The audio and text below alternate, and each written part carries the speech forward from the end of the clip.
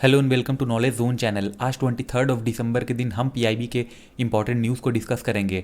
अगर आपको मेरा लेक्चर पसंद आता है तो प्लीज़ चैनल को लाइक करें, सब्सक्राइब करें, शेयर करें।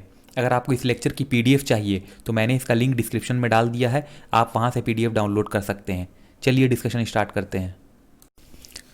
पहली न्यूज़ है India Vietnam leaders virtual summit के बारे में। तो यहाँ पे हमारे देश के प्रधानमंत्री नरेंद्र मोदी जी ने एक वर्चुअल समिट हेल्ड की prime minister of Vietnam Nguyen जुआन पुक के साथ।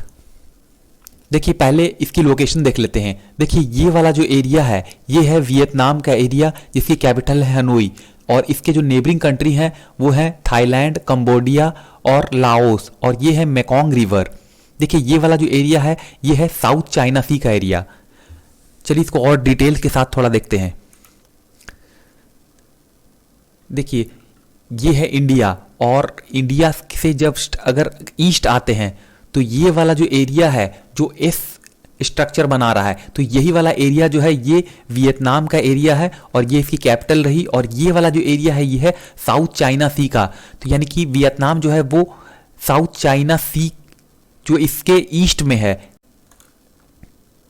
देखिए यहां पर एक ज्वाइंट विजन है ताकि यहाँ पर पीस, प्रोस्पेरिटी और पीपल डॉक्यूमेंट को एडॉप्ट किया जा सके। तो यही इस समिट का विजन रहा है, ताकि यहाँ पर फ्यूचर डेवलपमेंट जो है India Vietnam comprehensive strategic partnership की, इसके थ्रू उसको कंप्लीट किया जा सके। तो यहाँ पर दोनों देश के लीडर ने वेलकम किया है जो प्लान ऑफ एक्शन साइन की गई है 2021 से 2023 के पीरियड के लिए for further implementation of comprehensive strategic partnership, ताकि जो ज्वाइंट विजन है उसको इजीली इंप्लीमेंट किया जा सके। देखिए इस समिट के दौरान कुछ अनाउंसमेंट भी की गई है, उसको जान लेते हैं। देखिए यहाँ पर कहा गया कि हाई स्पीड गार्ड बोट की मैन्युफैक्चरिंग जो है उसके प्रोजेक्ट को यहाँ पर इंप्लीमेंट किया जाएगा for Vietnam border guard command, जिसमें कि $100 million defence line of credit को एक्सटेंड किया गया है गवर्नमेंट ऑफ इंडिया के द्वारा वियतनाम को।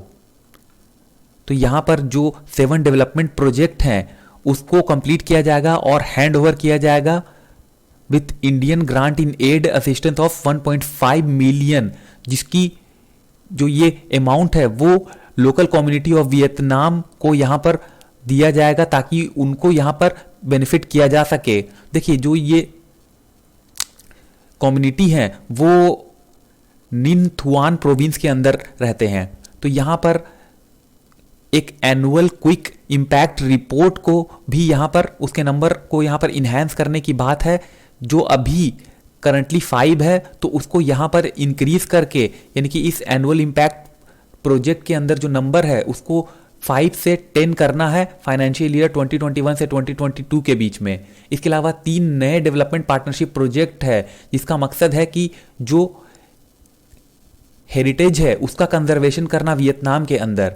तो कुछ प्रोविंस है जैसे कि F block of temple at My Son, Dong Buddhist monastery in Quang Nam province, इसके अलावा हान छाम टावर इन फुयेन प्रोविंस। इसके अलावा यहाँ पर बायलैटरल प्रोजेक्ट का लॉन्च किया जाएगा ताकि इंडिया और वियतनाम के जो सिविलाइजेशनल और कल्चरल रिलेशन है उसका एक इंसाइक्लोपीडिया यहाँ पर प्रिपेयर किया जा सके।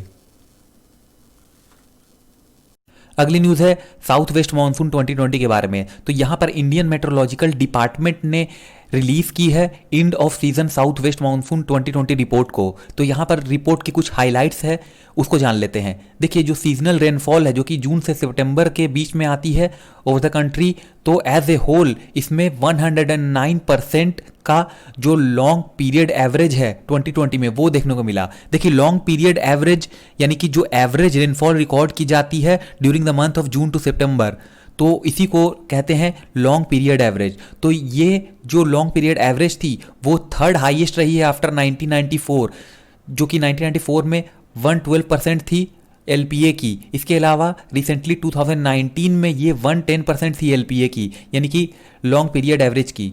तो साउथ वेस्ट मानसून करंट जो है उसकी बात की जाए तो ये अंडमान सी और निकोबार आइलैंड में पहुंचा 17 मई 2020 के दिन, जो कि 5 दिन पहले था जो नॉर्मल डेट होती है उससे। इसके अलावा जो इसका फर्दर एडवांसमेंट था, यानी कि ये जो मॉनसून था वो फर्दर काफ़ी स्लगिश रहा, काफ़ी धीमा रहा। देखिए केरला में भी इसने इस जो मॉनसून का जो पहुंचने का समय था वो फिर से कॉन्साइड किया 1 जून के दिन, जो इसकी नॉर्मल डेट है उसी दिन। तो मॉनसून कवर की बात की जाए इंटायर कंट्री में तो 26 जून 2020 को मॉनसून का अराइवल हुआ इंटायर कंट्री के अंदर, जो कि 12 दिन पहले था जो नॉर्मल डेट होती है 8 जुलाई की उससे। तो मॉनसून जो है उसने यहाँ पर विथड्रॉ करना भी काफ़ी लेट शुरू किया, जो वेस्टर्न पार्ट है नॉर्थ वेस्ट इंडिया के वहाँ पर। तो 28 सितंबर 2020 को इसने यहाँ से विथड्रॉ करना शुरू किया, जो कि नॉर्मल डेट होती थी पहले 17 सितंबर की, यानी कि यहाँ पर भी लगभग 11 दिन डिले किया मॉनसून ने रिटर्न होने में। तो जो साउथ वेस्ट मॉनसून है उसने पूरी कंट्री को विथड्रॉ करने में 28 अक्टूबर 2020 के समय विथड्रॉ किया। तो इस सीजन में एक सीवियर साइक्लोनिक स्टॉर्म भी देखने को मिला जिसका नाम है निसर्ग।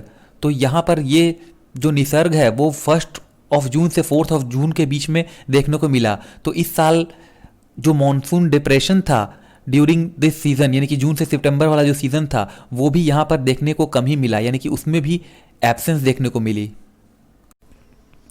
अगली न्यूज़ है उड़ान स्कीम के बारे में। देखिए यहाँ पर जो फर्स्ट फ्लाइट ऑपरेशन है उसको यहाँ पर बेलगांव, सूरत और किशनगढ़ के अंदर उड़ान स्कीम के अंतर्गत, यानी कि उड़े देश का आम नागरिक के अंतर्गत यहाँ पर लॉन्च किया गया, फ्लैग ऑफ किया गया। तो यहाँ पर जो भी ऑफिशियल्स हैं मिनिस्ट्री ऑफ सिविल एविएशन और एयरपोर्ट अथॉरिटी ऑफ इंडिया वो भी इस इनॉग्रेशन के दौरान वहाँ उपस्थित थे।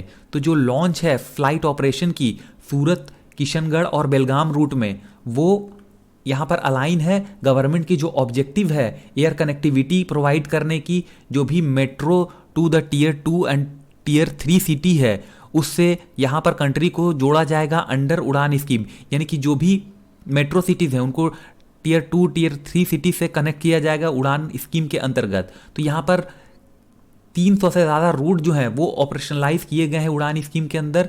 और यहाँ पर जो इनॉग्रेशन की गई है वो है 303rd route under the ambit of the scheme. इसके अलावा यहाँ पर गवर्नमेंट का कांस्टेंट ऐसा प्रयास है कि जो भी अनकनेक्टेड रीजन है उनको लिंक किया जाए। तो यहाँ पर स्टार एयर को ये जिम्मेदारी दी गई है कि वो बेलगाम, सूरत और किशनगढ़ रूट में यहाँ पर इस तरह की कनेक्टिविटी प्रोवाइड करें, क्योंकि जो उड़ान स्कीम है उसकी पहले बिडिंग की गई थी तो वहाँ पर स्टार एयर ने लास्ट ईयर ये बिडिंग जीती थी। तो ये एयरलाइंस जो हैं वो वायबिलिटी गैप फंडिंग प्रोवाइड करेंगे ताकि जो उड़ान स्कीम के अंदर जो फेयर है वो अफोर्डेबल और एक्सेसिबल हो सके कॉमन पीपल के लिए भी। तो एयरलाइन जो है वो वीक में 3 दिन उसकी फ़्लाइट होगी इस रूट के अंदर, और यहाँ पर 50 सीटर एम्ब्रेयर 145 एयरक्राफ्ट होंगे। तो जो रूट है उसकी कमेंसमेंट जो है वो 20th उड़ान रूट के द्वारा की गई है, जिसके थ्रू यहाँ पर एरियल कनेक्टिविटी प्रोवाइड की जाएगी इस रूट के अंदर। देखिए ये जो रूट है वो अभी तक की मोस्ट अवेटेड डिमांड रही है नेटिव्स की। तो यहाँ पर लोग जो हैं वो फ्रीक्वेंटली विजिट करेंगे। जो फेमस 9 प्लैनेट टेम्पल है अजमेर शरीफ दरगाह, पुष्कर लेक, फूल महल प्लेस, रूपनगर फोर्ट और इस तरह के जो भी फेमस प्लेसेस हैं वहाँ पर। फर्दर मोर अगर बात की जाए तो ये सिटी जो है इसको मार्बल सिटी ऑफ इंडिया भी कहा जाता है, और ये एक काफ़ी बड़ा मार्केट है रेड चिलीज़ का। देखिए अभी तक कोई ऐसी direct mode of transport available नहीं थी बेलगाम से किशनगढ़ के लिए। तो यहाँ पर ट्रैवलर जो हैं उनको एक ही ऑप्शन रहता था कि वो या तो ट्रेन ले लें या फिर बाय बस किशनगढ़ जाएं। तो यहाँ पर सिमिलरली बाय रोड भी अगर बात की जाए तो यहाँ पर जो जर्नी थी वो उसको पूरी करने में 25 आवर्स लग जाते थे। तो अब जो फ्लाइट की जो सुविधा दी गई है इससे टाइम की भी काफ़ी बचत होगी, यानी कि जो 24 आवर का समय लगता था वो ना लग के अब 3 घंटे 10 मिनट का समय लगेगा। तो देखिए यहाँ पर टाइम सेव तो हो ही रहा है, मनी और एनर्जी भी लोगों की सेव हो रही है, और वो फ्रीक्वेंटली अब ट्रैवल कर सकते हैं बेलगाम किशनगढ़ रूट में।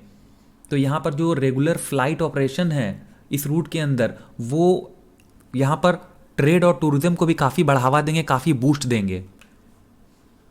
देखिए कुछ जो फ्लाइट शेड्यूल की गई है उसको यहाँ पर मेंशन किया गया है, यानी कि बेलगाम से सूरत की जो फ्लाइट है वो मंडे, वेंसडे और फ्राइडे से शुरू की जाएगी 21 दिसंबर के बाद से, यानी कि 21 दिसंबर से ही ये सुविधा दी जाएगी। इसके अलावा सूरत किशनगढ़ में भी मंडे वेंसडे फ्राइडे, किशनगढ़ सूरत की जो रूट है उसमें मंडे वेंसडे फ्राइडे, और सूरत बेलगाम में भी इसी तरह 3 दिन ये सेवाएं उपलब्ध की जाएगी। तो ये थी आज की सारी news. Thank you very much for discussion.